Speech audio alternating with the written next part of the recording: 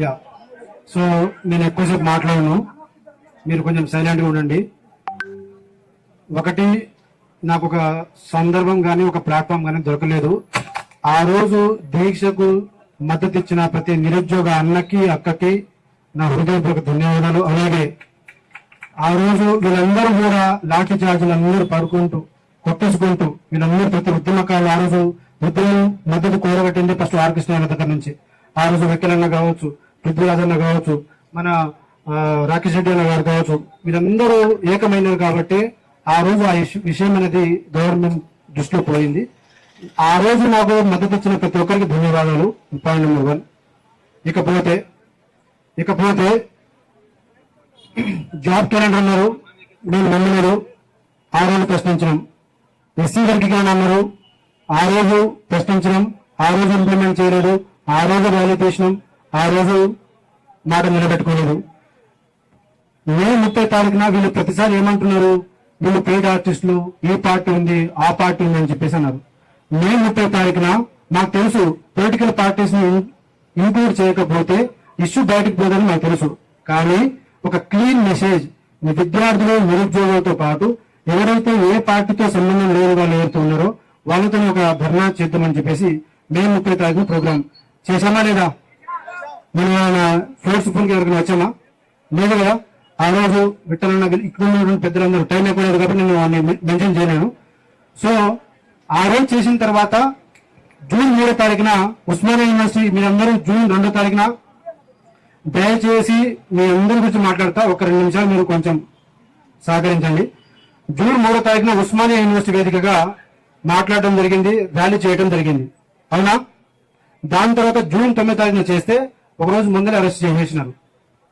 మరి ఇన్ని రకాలుగా శాంతియుతంగా ప్రెస్ మీట్లు పెట్టుకుంటూ నిరసన తెలుపుకుంటూ ప్రతి పార్టీలను కలుసుకుంటూ ప్రతి ఉద్యమకారులను కలుసుకుంటూ జూన్ 9 తారీఖున విద్యార్థి సంఘంతో ఒక చిన్నపాటి ర్యాలీ చేద్దామంటే మీరు అరెస్ట్ చేసుకుని పోతే శాంతి శాంతి శాంతి, దాంతో ఏమొస్తుంది? అశాంతి. ఇప్పుడు ఏరి మరి ఏమంటదని మనం ఏరి కోరి తెచ్చుకున్నాం కదా, ఇప్పుడు ఎగిరి మనం తంతాం, మనం తంతాం. సో శాంతియుతంగా మీరు ఒక కరెక్షన్ చేసుకోవాలి. అశోక్ సార్ గారు, ఎలక్షన్ కోడ్ ఎప్పుడు వస్తుందో అని చెప్పేసి బిక్కుమంటున్నారు ఒక్కొక్క నిరుద్యోగి. అవునా కాదా? మనము ఒక అడుగు నుంచి ఈ రోజు 1000 మంది వచ్చినాం. ఈ రోజు నుంచి ఈ 1000 మంది కాస్త 1,00,000 మంది కావాలి. రేపటి నుంచి ఈ కాంగ్రెస్ పార్టీ సన్యాసులారా, దద్దమ్మలారా, చోటల్లారా, మీకు ఒక్కొక్క నిరుద్యోగి బాధపడుతున్నారా, మీకు సన్యాసులారా, మీ ప్యాంట్లు కాబట్టి మీ పంటలు కాబట్టి వాళ్ళు తల్లి కోరుతాం. ఎవరు ఎన్నుకుంటున్నారు? మీరు ఆ పార్టీ వస్తుంది, ఈ పార్టీ వస్తుంది, ఈ ఉన్నాడు వారు ఉన్నారు. మేము ఎన్నిసార్లు చెప్పాలి, ఎన్నిసార్లు విజయం చేసుకోవాలి మా దగ్గర ఎవరు చెప్పేసి ఎన్నిసార్లు మీకు చెప్పాలి? మీరు చెప్పినారు, మేము విన్నాం. వర్గీకరణ అన్నారు, ఆగినాం. జాబ్ అన్నారు, ఆగినాం. మే 1 అన్నారు, ఆగినాం. మే 30 అన్నారు, ఆగినాం. ఆనగన్నాము. జూన్ 2 తారీఖున ఒక్క పోస్టు ఒక్క నోటి మాట్లాడారు.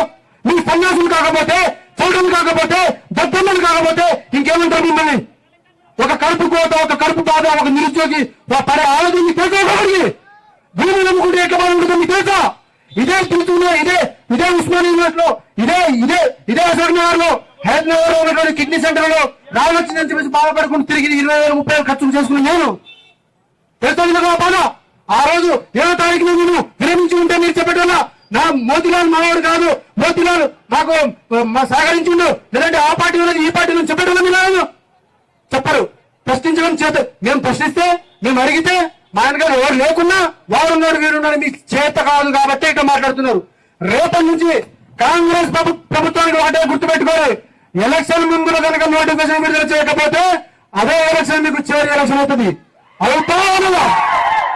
రెండో విషయం, రేపటి నుంచి గుర్తుపెట్టుకోవాలి, మేము ఓపికతో శాంతియుతంగా ఇన్ని రోజులు చేసినాం. మీరందరూ అన్నారు అన్నా శాంతియుతంగా చేసి ఏం రాదని చెప్పేసి నాకు తెలియదా?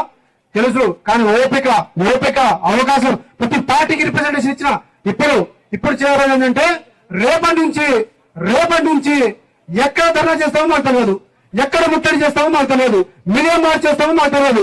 మీరు నోటిఫికేషన్ విడుదల చేస్తామో ఈ రాష్ట్రం మొత్తం మేము ఈ ల్యాండ్ ఆర్డర్ ప్రాబ్లం క్లియర్ చేస్తామో అది ఆపుతాం తప్ప మాకు తిక్క వేస్తే ఎక్కడ కూర్చుంటామో మాకు తెలియదు, ఏం చేస్తామో మాకు తెలియదు.